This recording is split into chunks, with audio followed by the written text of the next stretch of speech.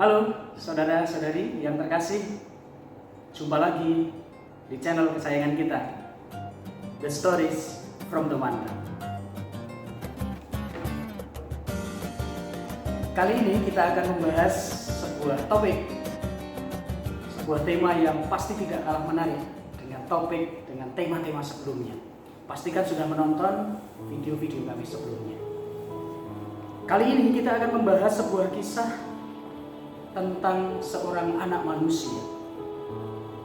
Anak manusia yang dipenuhi dengan kelemahan, kerapuhan, tetapi dipakai Tuhan untuk menjadi saksinya, saksi akan cintanya kepada dunia dan kepada banyak orang. Seperti lagu tadi, kisah ini terjadi pada seorang anak manusia yang merasakan cinta Tuhannya dalam hidup sebagai seorang calon imam, dan juga ketergerakan hatinya untuk membagikan cinta itu kepada sebanyak mungkin orang. Ya, benar, mungkin Anda sudah menduganya. Kisah ini adalah bagian dari kisah hidup saya sebagai seorang pribadi. Nah, saudara-saudari yang dikasihi dan mengasihi Tuhan, pengalaman jatuh cinta kepada seorang teman putri sebagai seorang calon imam itu juga pernah saya rasakan, saya alami. Ada beberapa kali. Dan pengalaman pertama saya itu adalah ketika saya masih SMP kelas 1. SMP kelas 1 ya. Mungkin Anda bisa membayangkan masa-masa juga ketika Anda masih SMP. Saya merasakan hati saya sungguh berdebar-debar ketika berjumpa dengan teman putri saya ini. Saya juga tertarik dengan pasti wajahnya, senyumnya, cara dia membawakan dirinya, bahkan bau dari parfumnya pun saya masih ingat dengan pasti. Saya sungguh-sungguh tertarik dan membuat hati saya meleleh saat itu. Hanya saja ini, karena saat itu saya ikut kakak, dan kakak saya memang sangat ketat dalam mendampingi saya, termasuk dalam hal pacaran. Maka saya ragu saat itu. Bagaimana, apakah saya akan mengungkapkan perasaan saya itu atau tidak? Jangan-jangan nanti kakak tahu, lalu karena saya ikut di Jawa, kalau saya nggak berhasil studi, ancaman kakak saya itu, kamu kalau nggak berhasil pulang saja nanti ke sana, nggak usah ikut saya. Wah, saya jadi takut, saya jadi ragu. Akhirnya untuk sementara, oke, saya puas hanya dengan menjadi pengagum gelap. Namun saya tidak berhenti sampai di situ.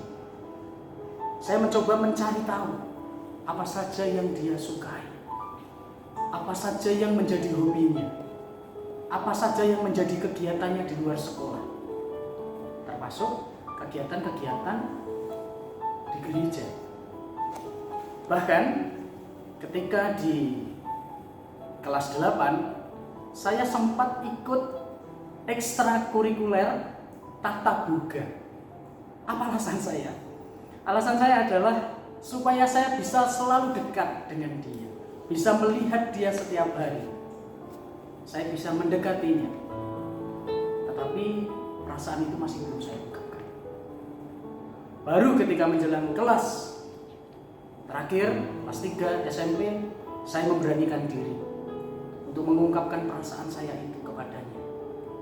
Saya sudah mempersiapkan diri, saya membayangkan bagaimana nanti kira-kira reaksi kalau diterima, kalau enggak, dan sebagainya. Dan apa tanggapan dia? Sungguh-sungguh di luar dugaan saya. Hati saya saat itu sungguh ambiar seambiar-ambiarnya. Dunia seakan menjadi gelap.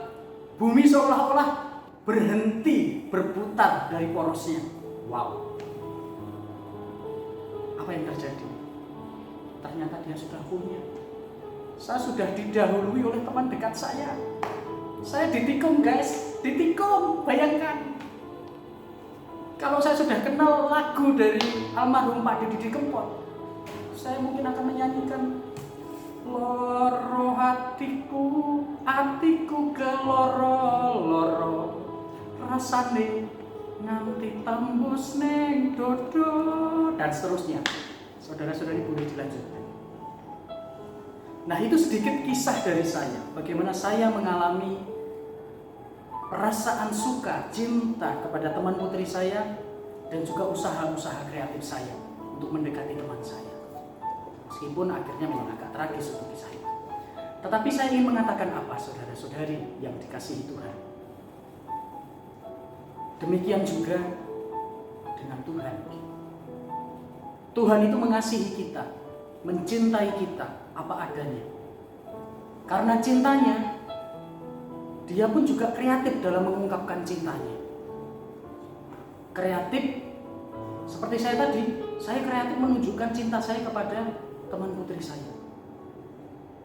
Tuhan juga kreatif dalam menunjukkan cintanya kepada kita manusia. Dia mencintai kita, manusia yang lemah, yang tidak sempurna.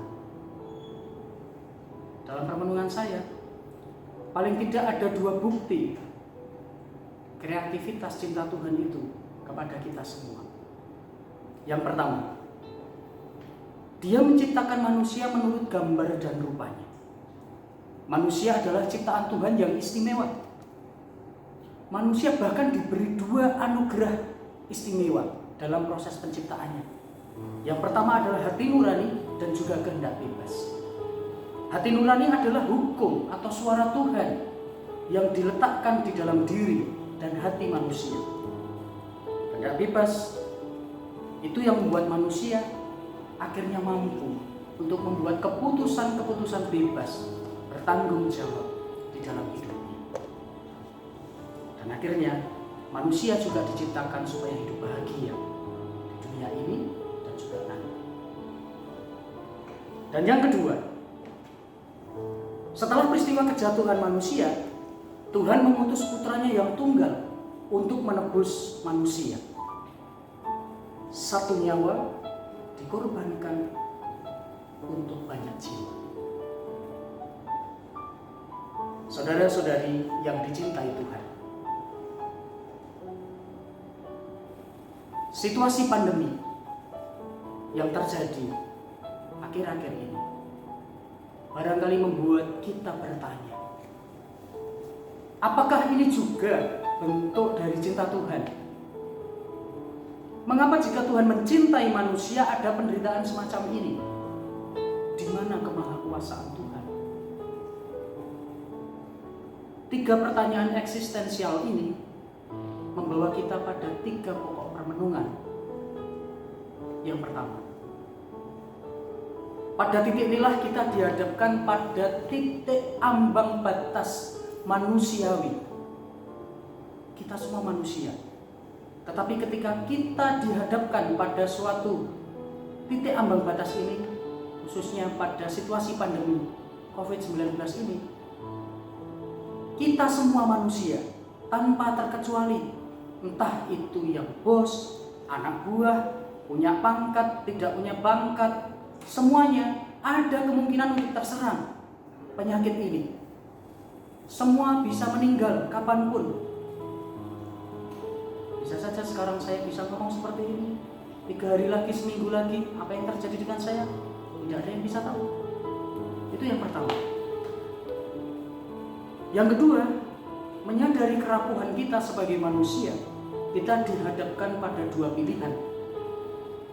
Pilihan pertama, bisa saja kita menyerah, kalah, lalu lari dari kenyataan.